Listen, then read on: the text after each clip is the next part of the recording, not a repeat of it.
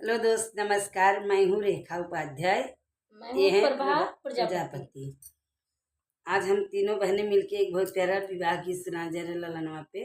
आप सबको अच्छा लगेगा तो कमेंट में जरूर बताना। तो सिस्टर का वॉच टाइम पूरा नहीं हुआ है, सब्सक्राइबर हो गए हैं। आप सब थोड़ा थोड़ा प्यार दुलार दीजिए कि इनका भी मेरा भी पूरा हो जाए। जाए। ऐ लाली लाली डोलिया में लाली दुल्हनिया रे, लाली दुल्हनिया रे, डोलिया के चारी चारी कार रे ललनवा रे, डोलिया के चारी चारी कार रे ललनवा।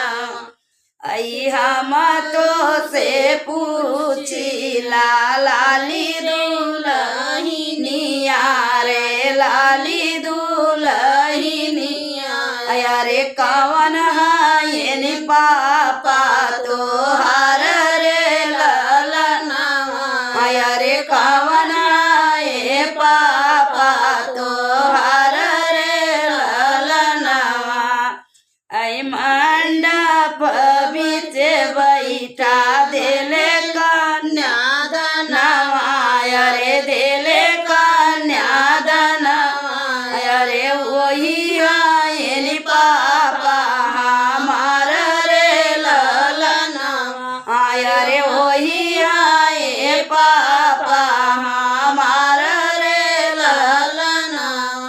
अरे लाली लाली डोलिया का लाली दुल्हनिया रे, लाली दुल्हनिया रे, डोलिया के चारी चार कार रे ललनवा रे, डोलिया के चारी चारी कार रे ललनवा। आई हम तो से पूछी लाली दुल्हनिया रे, लाली दुल्हनिया रे, कवन है चाचा तो हर रे ललनवा रे,